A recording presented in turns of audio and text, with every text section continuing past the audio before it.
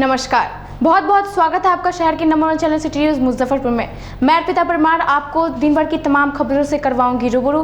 खबरों की ओर बढ़ने से पहले एक नजर डालते हैं आज की हेडलाइंस पर। प्रधानमंत्री नरेंद्र मोदी ने नमामि गंगे योजना के तहत 10 करोड़ 77 लाख से 3 घाटों का सौंदर्यीकरण का ऑनलाइन के जरिए किया शिलान्यास। अपनी विभिन्न मांगों को लेकर 102 एम्बुलेंस चालक संघ मंगलवार से अनिश्चितकालीन हड़ताल पर गए। और तिरहुत रेंज के 22 पुलिसकर्मी वीर पशुपति पदक से हुए सम्मानित। रेंज के आईजी द्वारा मेडल पहनाकर किया गया सम्मानित। और ये थी आज की हेडलाइंस। अब खबरें विस्तार से। प्रधानमंत्री नरेंद्र मोदी ने नमामि गंगे योजना के तहत 10 करोड़ 77 लाख से 3 घाटों का सौंदर्यीकरण का ऑनलाइन किया शिलान्यास। प्रधानमंत्री नरेंद्र मोदी ने दिल्ली से नमामि गंगे के रिवर फ्रंट डेवलपमेंट प्रोग्राम के तहत मुजफ्फरपुर जिले के 3 घाटों का शिलान्यास मंगलवार को किया। इस मौके पर उन्होंने कहा कि पटना की तर्ज पर मुजफ्फरपुर में भी बूढ़ी गंडक के किनारे अखाड़ा घाट, सिकंदरपुर सीढ़ी घाट और चंदवारा घाट को विकसित किया जाएगा। इन घाटों पर हमारी माताएं छठी मैया की पूजा कर सकेंगी, उनके लिए सभी जन सुविधाएं उपलब्ध रहेगी। नमामि गंगे के तहत रिवर फ्रंट डेवलपमेंट स्कीम का भी आज शिलान्यास किया गया। मौके पर सीएम नीतीश कुमार ने भी मुजफ्फरपुर को बेहद महत्वपूर्ण शहर बताते हुए कहा कि रिवर फ्रंट योजना के तहत जिन 3 घाटों को विकसित किया जा रहा है उससे शहर के विकास और पर्यटन में बढ़ावा होगा, साथ ही बूढ़ी गंडक में प्रदूषण भी कम होगा। तो कुछ भी नमामि गंगे योजना और अमृत योजना के अंतर्गत जो काम किया जा रहा है वो समूची सचमुच, और जिस तरह से महिलाएं बोल रही थी अभी, जिस तरह से पीने का पानी उनको शुद्ध मिल रहा है, स्वच्छ मिल रहा है, तो क्या प्रसन्नता है। तो ये एक बहुत बड़ी बात है।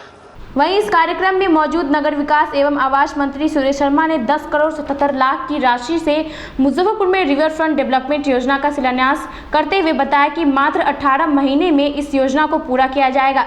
कार्यक्रम में ऑनलाइन उप मुख्यमंत्री सुशील मोदी, केंद्रीय मंत्री रविशंकर प्रसाद, गजेंद्र सिंह शेखावत, हरदीप सिंह पुरी, अश्विनी कुमार चौबे मौजूद रहे। वहीं आश्रम घाट से शिलान्यास कार्यक्रम में कुढ़नी विधायक केदार प्रसाद गुप्ता, बुछा विधायक बीबी कुमारी, नगर आयुक्त विवेक रंजन मैत्रेय, वुडको के कार्यपालक अभियंता अशोक कुमार सिन्हा सहित कई वार्ड पार्षद मौजूद रहे। पूरे बिहार को तोहफा दिया है। बिहार जो शहर भागलपुर, इसका ये हेडलाइन दिखाई नहीं दे रहा कि लोगों पर है। हम लोग जो शुद्ध पानी नहीं पी रहे थे, अरे साइड में रखो ना, योजना का उन्होंने शिलान्यास भी किया, उद्घाटन भी बहुत जगह हुआ है।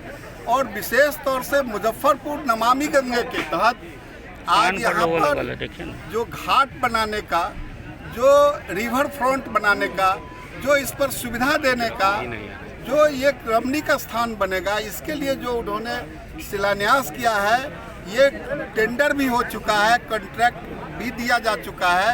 ये काम 1 सप्ताह के अंदर शुरू हो जाएगा और उसमें प्लांटेशन होगा, उसमें सड़क बनेगा, उसमें शौचालय भी रहेगा, उसमें कपड़ा बदलने के लिए छठ व्रतियों के लिए भी स्थान रहेगा।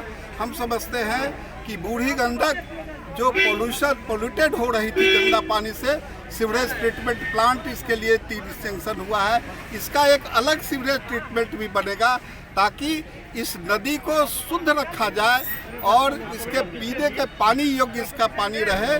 इस सब काम को जो प्रधानमंत्री मुख्यमंत्री जी ने, सुशील मोदी जी ने जो आज शिलान्यास किया है, उसके लिए हम लोग उन सारे लोगों का आभार व्यक्त करते हैं। और आप मीडिया भाइयों से यही आग्रह करते हैं कि इन बातों को आप दूसरे जगह भी प्रोत्साहित कीजिए कि नमामि गंगे और सीवरेज ट्रीटमेंट प्लांट शुद्ध पानी करने के लिए है। गंदा पानी मनिका और खबड़ा में नहीं जाएगा। ये शुद्ध पानी कर के सिंचाई के काम में आएगा और जो कचरा प्रबंधन है उससे खाद बनेगा। ये दोनों सिंचाई और खाद की व्यवस्था यह नगर विकास के द्वारा किसानों को मिलेगा। अपनी विभिन्न मांगों को लेकर 102 एम्बुलेंस चालक अनिश्चितकालीन हड़ताल पर गए, जिससे प्रस्तुताओं को काफी दिक्कतों का सामना करना पड़ा। अपनी 8 सूत्री मांगों को लेकर 102 एम्बुलेंस कर्मी अपने अपने वाहनों को सदर अस्पताल परिसर में खड़ा कर अनिश्चितकालीन हड़ताल पर चले गए। 102 एम्बुलेंस कर्मी संघ के जिलाध्यक्ष ने कहा कि कोरोना काल में अपनी जान जोखिम में डालकर दिन रात लोगों की सेवा में लगे रहे। प्रोत्साहन राशि तो दूर, वृद्धि वेतन तक की मांग को नहीं मानी गई।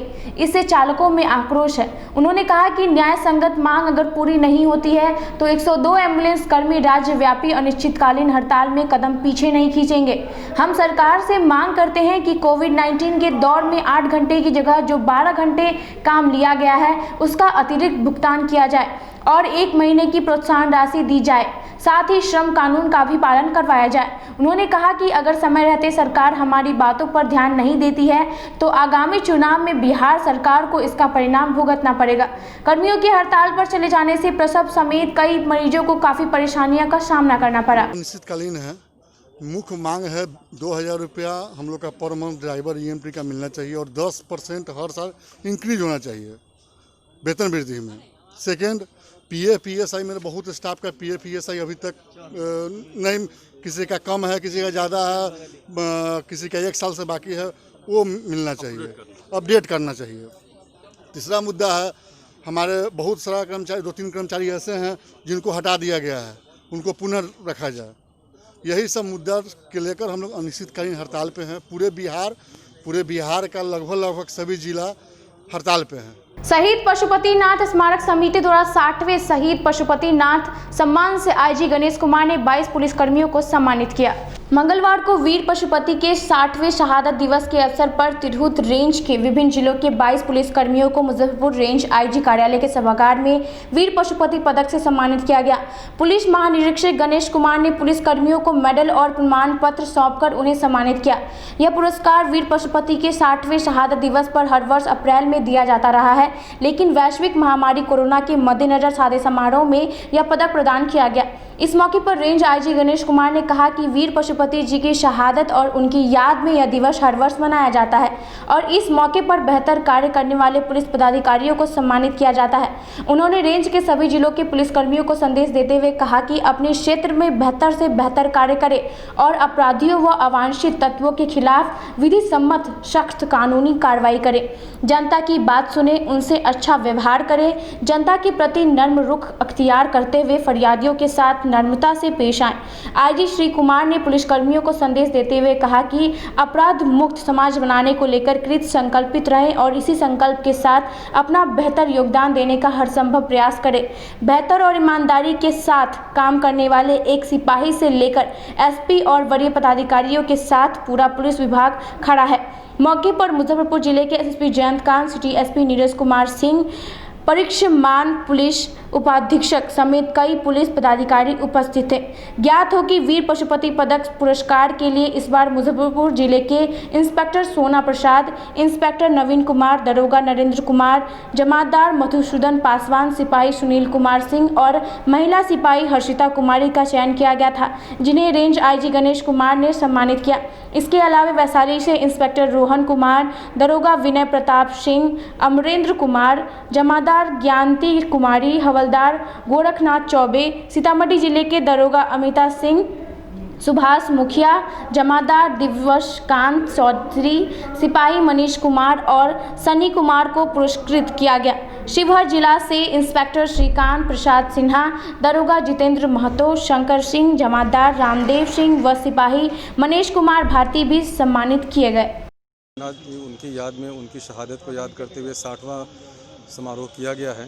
तो इस समारोह में चारों जिला के 22 पुलिसकर्मियों उनको पुरस्कृत किया गया है अच्छे कार्य करने के लिए। तो आज के इस समारोह से मैं पूरे रेंज के, पूरे क्षेत्र के सभी पुलिसकर्मियों को यह संदेश देना चाहूँगा कि वह अच्छा कार्य करें, विधि सम्मत कानूनी कार्रवाई करें, पब्लिक की बात सुनें और जो भी अच्छा कार्य करेंगे तो पूरा विभाग उनके साथ है और हर कदम में कोई भी पदाधिकारी हो, चाहे वो सिपाही से लेकर के SP, DIG, IG, सभी लोग हम लोग एक अपराध मुक्त समाज बनाने के लिए कृत संकल्प हैं। बहुत से लोगों ने, जिन लोगों ने भी अच्छा काम किया है, सभी को बहुत बहुत बधाई हो और आगे भी इसी तरीके से कोशिश रहेगी कि सभी लोग अच्छा काम करते रहें। मीडिया हाउस द्वारा पत्रकारों की छटनी किए जाने के विरोध में NUJB के बैनर तले जिले के पत्रकारों ने एक दिवसीय धरना दिया।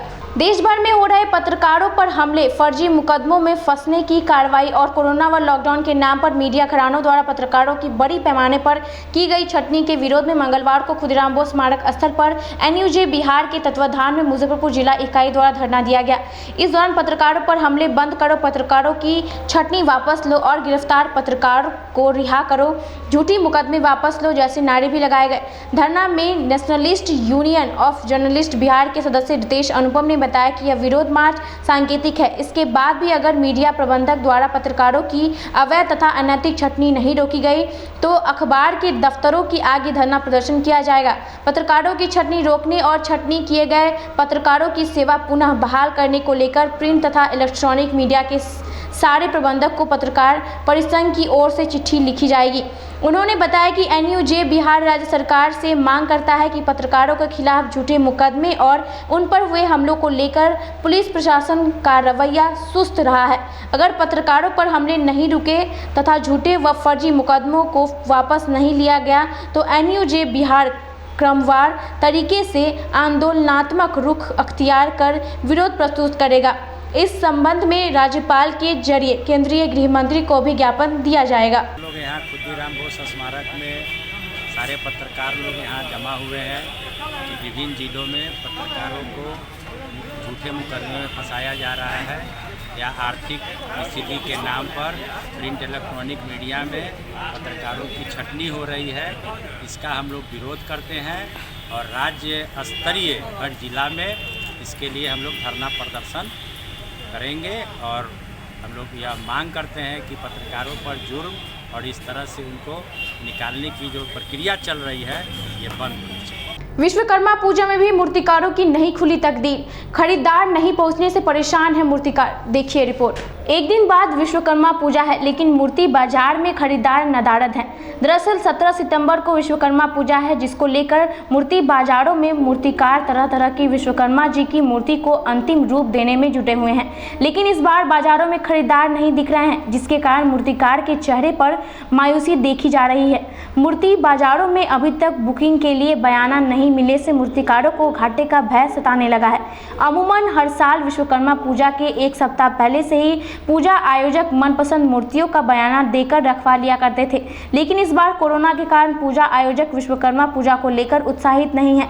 मूर्तिकारों से जब हमारे संवाददाता ने बातचीत की तो मूर्तिकारों ने बताया कि हर साल विश्वकर्मा की मूर्तियां की अच्छी बिक्री होती थी, इसी लिहाजा से इस बार भी मूर्तियां बनाई थी, लेकिन खरीदार नदारद हैं। ऐसा ही हाल रहा तो काफ़ी घाटा उठाना पड़ेगा। विश्वकर्मा पूजा को मात्र एक दिन बचे हैं और आज सिटी न्यूज़ की टीम निकली है बाज़ार में कि मूर्तिकार की क्या स्थिति है इस कोरोना काल में, क्या ग्राहक पहुंच रहे हैं यहाँ तक या नहीं पहुंच रहे हैं। तो इस वक्त मौजूद हूँ आमगोला में और आमगोला की तस्वीर हम दिखाना चाहेंगे कि यहाँ जो विश्वकर्मा जी का मूर्ति है वो लगभग बन कर तैयार है। आप मूर्तियों में देख सकते हैं कि किस तरीके से मूर्तिकार जो हैं वो मूर्ति को अंतिम रूप देने में जुटे हैं।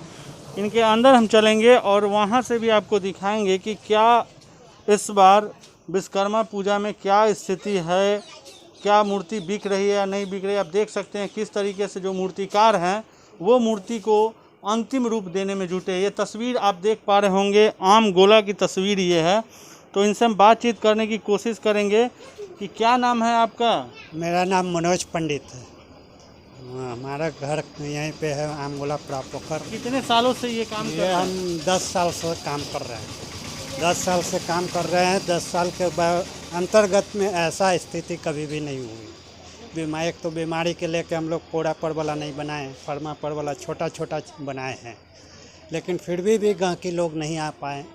अब ये बीमारी की वजह से कि किस कारण वो जिसमें 35 को बनाए हैं मूर्ति, इसमें एक आज बयाना हुआ है। और देखिए क्या हम लोग तो बहुत ही ऐसा नौबत आ गया हुआ है क्या बनाने के बावजूद भी बिक्री बट्टा नहीं है कुछ। किन किन तरीकों की मूर्ति आप बनाते हैं? हम जैसे फर्मापड़ वाला ये बनाए हैं, इस बार बनाए हैं। पर साल बना था पोड़ापड़ वाला, फर्मापड़ वाला सब साइज का बनता था, बिक जाता था। इस बार नहीं बिक पाया, फर्मापड़ वाला ही खाली हम बनाए हैं इस बार, लॉकडाउन के चलते। इस बार कितनी मूर्तियाँ बनाए हैं? 30 मूर्ति बनाए हैं। हाँ।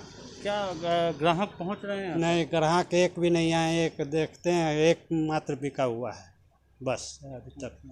क्या लग रहा है 2 दिन बचे हैं मूर्ति?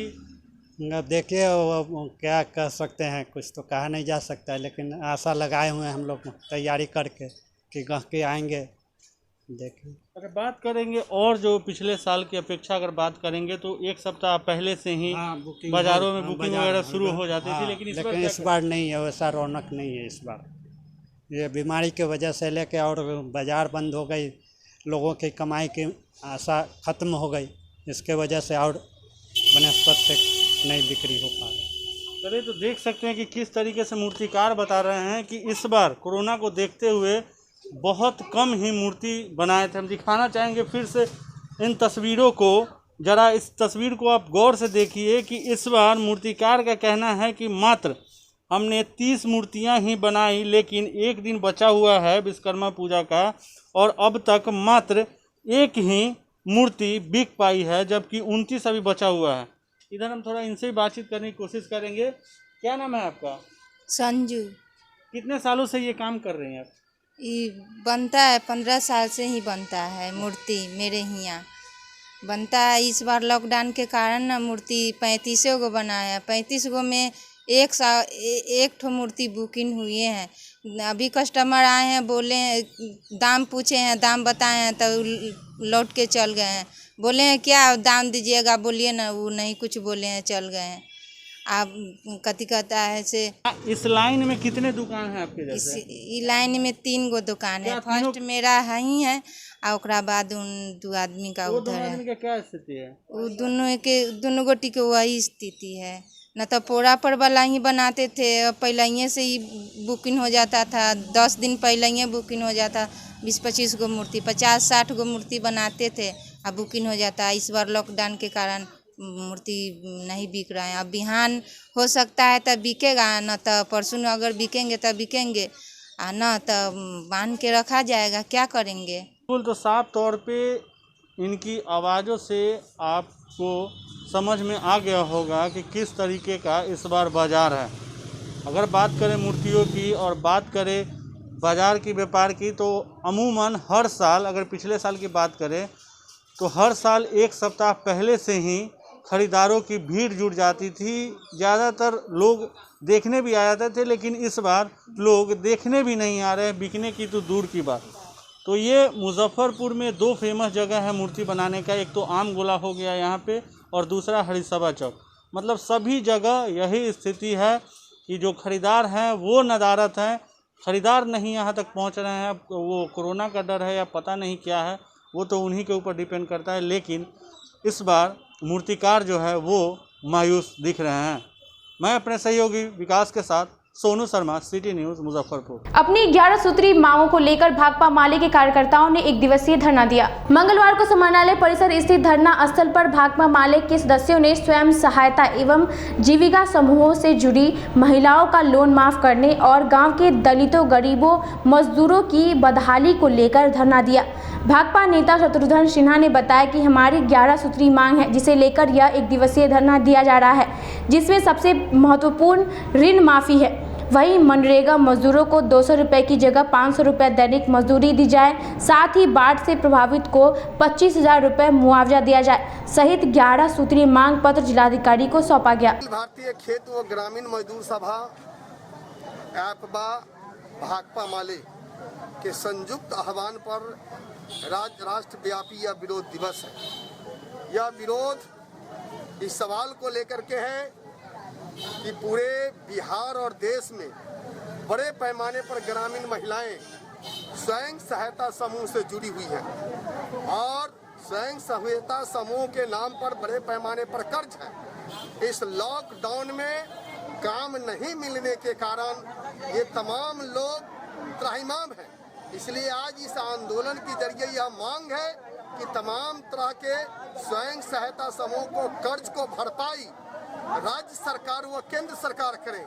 साथ ही साथ मनरेगा मजदूरों को साल में 200 दिन काम 500 रुपया दैनिक मजदूरी का भुगतान हो। तमाम जो प्रवासी मजदूर हैं जो लॉकडाउन में जिनको काम नहीं मिला, उन तमाम प्रवासी मजदूरों को जीवन यापन के लिए 10,000 रुपया प्रति महीना मुआवजा दिया जाए और प्रति परिवार प्रति व्यक्ति 10 किलो अनाज 6 महीना तक फ्री में दिया जाए। अब वक्त हो चला एक छोटे से ब्रेक का। कहीं में जाइए, देखते रहिए city news Muzaffarpur. Career achievers आपके विश्वास पर खरा उतरने वाला कोचिंग संस्थान है। हमारे यहाँ मेडिकल, IIT, JEE तथा फाउंडेशन की तैयारी भी कराई जाती है। इसके अलावे exclusive batch JEE mains advance की भी क्लासेस चलाई जाते हैं। छात्र छात्राओं को 100% स्कॉलरशिप की भी व्यवस्था है। यहाँ से कितने छात्र छात्राएं सफलता की सीढ़ी चढ़ चुके हैं। Classes taken by top mentors, तो हमारे यहाँ अवश्य पधारें। तो हमारा पता याद रखें, हमारा पता है career achievers, Mithanpura, near north point school, और हमारा कॉन्टेक्ट नंबर है 8002479735, या फिर आप हमें कांटेक्ट कर सकते हैं 8877430251 पर। सबसे बड़ी बात तो ये है कि हम चाहते हैं कि हमारे इस मिशन में हमारे बच्चे गंगा पार करके उस पार नहीं जा पाए। यही नहीं, मिशन तो तब सक्सेसफुल होगा जब गंगा पार के बच्चे यहाँ एडमिशन लेने के लिए मार करेंगे। इसी आशा के साथ इंस्टीट्यूट तो हम लोग चला रहे हैं, अपने बच्चों को खुश करने की कोशिश कर रहे हैं। बच्चों को मैंने यही कहा है, तुम अपना समय दो, मैं तुम्हें आसमान की बुलंदियों पर पहुंचा दूंगा। मुजफ्फरपुर की शान और अपने कलाकृतियों से बॉलीवुड के स्टारों में अपनी पहचान बना चुका बाबा की दुकान लहठी भंडार पिछले 50 वर्षों से आपके पसंद का ख्याल रखती है।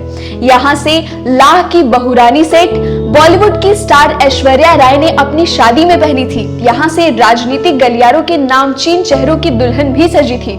हमारे यहाँ शादी सेट, बहुरानी सेट, जयमाला सेट, लाह के फैंसी आइटम कुशल कारीगरों द्वारा निर्मित कराई जाती है। इसके अलावा चूड़ा सेट, कंप्यूटर चूड़ा, कुंदन चूड़ा, वाटरप्रूफ चूड़ा, चुंदरी 3 बुंदिया, बंग बंगरी, हिंगलू, पात चूड़ा, जंगली चूड़ा का भी निर्माण अपने कारीगरों द्वारा कराती है। यही नहीं, लाह से बनी कान का टॉप्स, रिंग, नथ, गला का हार, मांग टीका, पेन स्टैंड, हाथी, बिछिया, ग्लास, करा भी बनाती है। तो एक बार हमारे यहाँ अवश्य पधारे। बाबा की दुकान लहठी भंडार, इस्लामपुर, मुजफ्फरपुर। हमारा कांटेक्ट नंबर है 9308620444। 40-50 साल से जो हमारी दुकान है, ये बाबा की दुकान लहठी भंडार, समझे ना, पुश्तैनी हम लोग का काम ही है। और हमारे यहाँ जो है जितने भी है, जैसे कि ऐश्वर्या राय के यहाँ लहठी गया, हमारा सचिन के यहाँ गया है, और आपके जो है तेज प्रताप सिंह, अभी लालू प्रसाद के लड़के की शादी हुई है, उसमें भी लहठी भेजा गया था। और हमारे यहाँ जो है ना बहुरानी सेट है, जैसे कि है कुंदन सेट है, और जैसे कि हम लोग जो डिज़ाइन जो है सेलेक्ट करते हैं जो लगन के ऊपर जो है, जैसे कि कस्टमर का चॉइस देखते हैं हम लोग हैं, उसी टाइप से हम लोग जो है माल तैयार करते हैं। और कलर है मैचिंग, हमारे यहाँ सबसे विशेषता है कि हर तरह के लहंगे का जो है ना मैचिंग तुरंत हैंड टू हैंड हम लोग लगा के दे देते हैं। हम पढ़ाते नहीं, हम बच्चों में विश्वास जगाते हैं। Christ Jyoti international school, based on CBSE curriculum with co-education. इस स्कूल में प्रत्येक विषयों के लिए अनुभवी शिक्षकों का समूह है।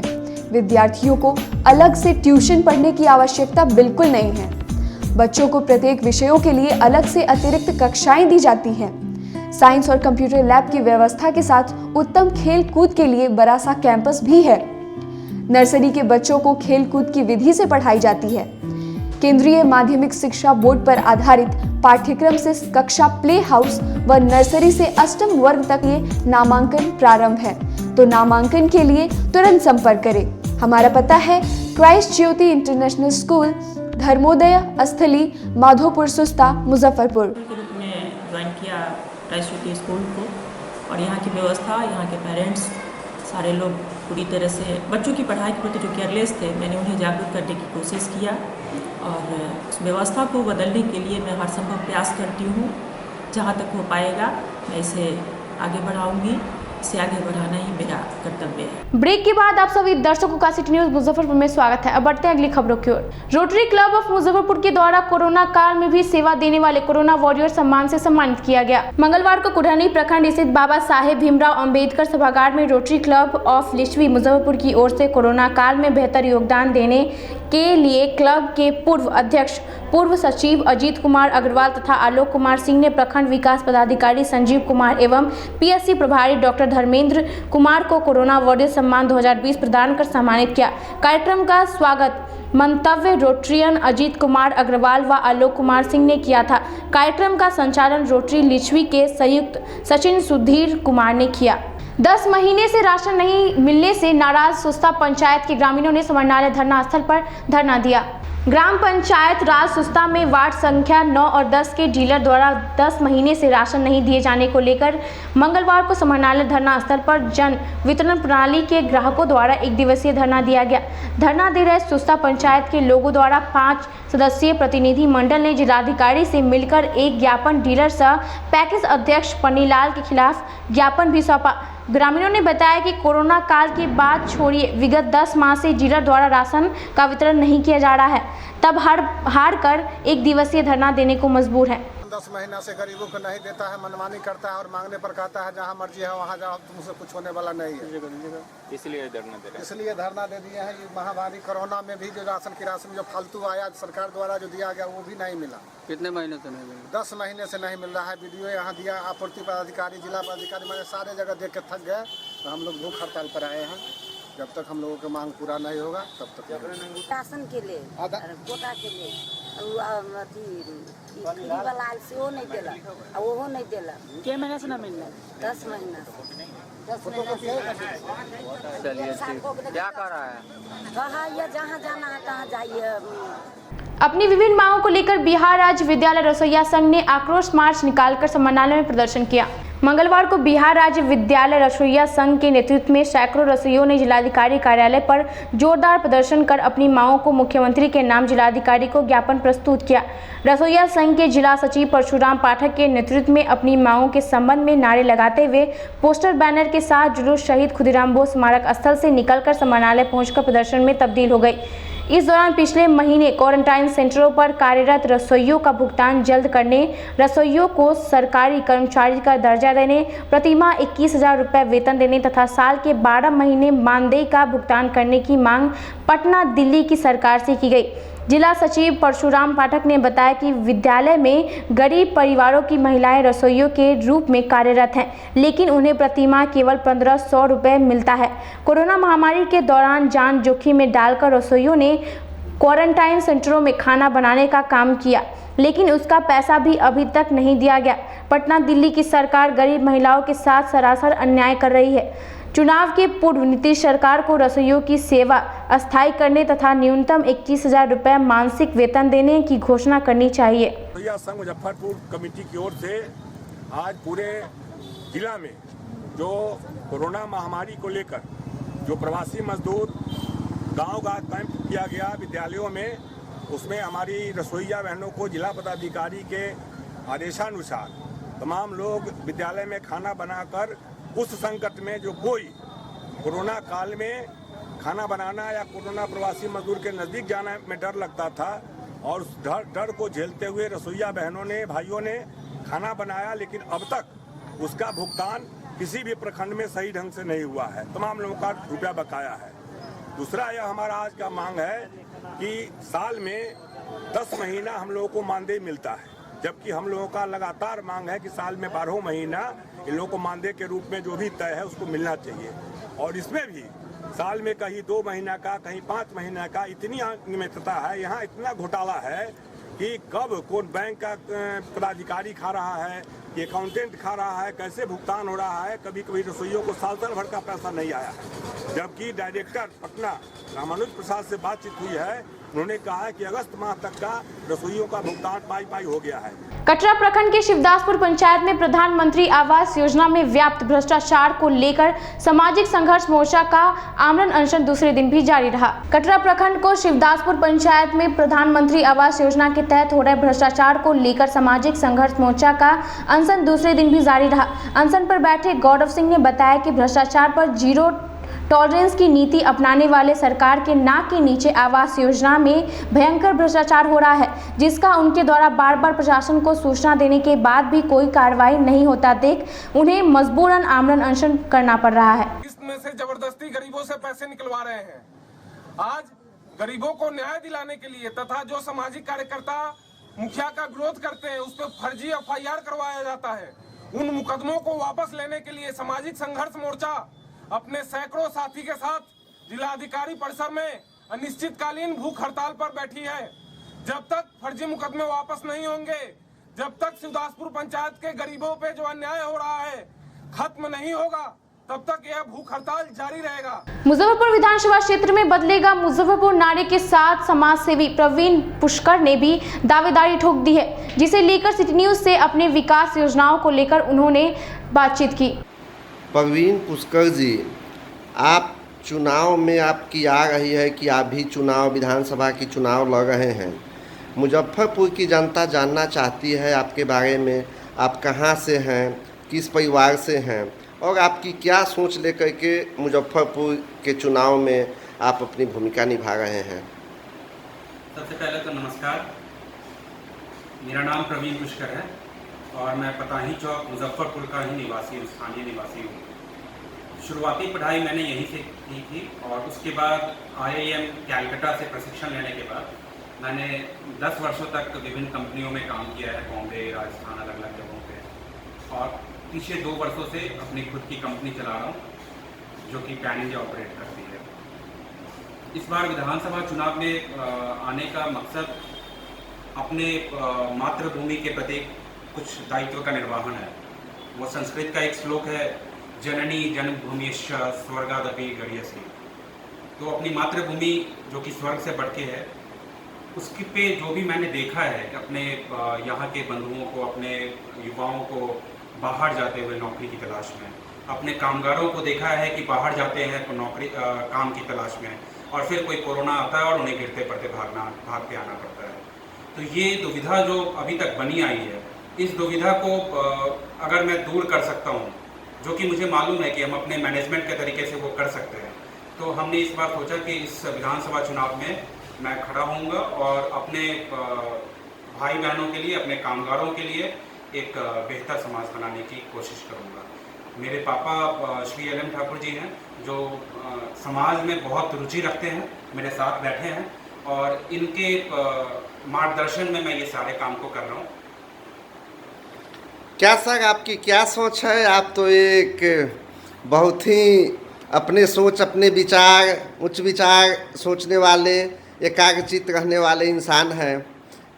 ये प्रवीण पुष्कर जी चुनावी समर में कूद पड़े हैं, आपकी सर क्या सहभागिता है इसमें? प्रवीण पुष्कर एक अच्छे बेटे हैं, एक अच्छी सोच वाले व्यक्ति हैं। सबसे पहले तो मैं ईश्वर को धन्यवाद देता हूं कि प्रवीण पुष्कर जैसे व्यक्ति मेरे बेटे हैं। इन्होंने चुनाव में खड़ा होने की बात कही तो मैंने इनसे पूछा, समझा कि क्यों। इन्होंने जो बातें बताई, इन्होंने अपनी योजना बताई। मुजफ्फरपुर के विकास के लिए अपनी मातृभूमि से के प्रति अपने दायित्व का निर्वहन करने के लिए इन्होंने इतनी सोच बताई कि मैं यहाँ विकास करना चाहता हूँ। यहाँ के लोगों को मैं विकसित और समृद्ध देखना चाहता हूँ। हमारे लोग बाहर जाकर के नौकरी की तलाश में बाहर जाने की जरूरत ना पड़े। इन्होंने अपनी योजना बताई, कंपनी पीपल पार्टनरशिप, कंपनियों के सहयोग से, लोकल लोगों के, अपने लोगों के सहभागिता से यहाँ विकास होगा। मुझे समझ में आई इनकी बात। मुझे पक्का विश्वास है कि प्रवीण पुष्कर के इस सोच से इनके मैं मानता हूँ कि मेरा ये पूरा विश्वास है कि सकारात्मक सोच और दूरदृष्टि जो इन्होंने अपने पर्चे में, इनके पर्चे में लिखा गया है, सकारात्मक सोच और दूरदृष्टि से ही विकास होगा, सिर्फ कहानियों से, कथाओं से नहीं होगी। विकास के लिए राजनीति की नहीं, विकास के लिए ईमानदारी की जरूरत है। आज हमारा समाज जाति पार्टी में बंट करके वोट विभाजित होता है। ऐसा व्यक्ति आते हैं जिनका विकास के लिए कोई नजरिया ही नहीं है। प्रवीण पुष्कर ने ये साफ इनका सोच है कि हमें राजनीतिक द्वेष नहीं, मुजफ्फरपुर से लगाव की, इनका लगाव जो है सचमुच में ही जरूरत है विकास के लिए। मैं इससे खूब सहमत हूँ और अपने तहे दिल से, पूरे मन से इनके साथ हूँ। ये आगे बढ़ रहे हैं, ये एक बड़ी बात है मेरे लिए कि ये मुजफ्फरपुर के विकास के लिए आगे बेड़ा उठाया उन्होंने। धन्यवाद सर। आज के लिए बस इतना ही। कल फिर हाजिर होंगे कुछ नई खबरों के साथ। तब तक के लिए मुझे और मेरी पूरी न्यूज़ टीम को दीजिए इजाज़त। नमस्कार।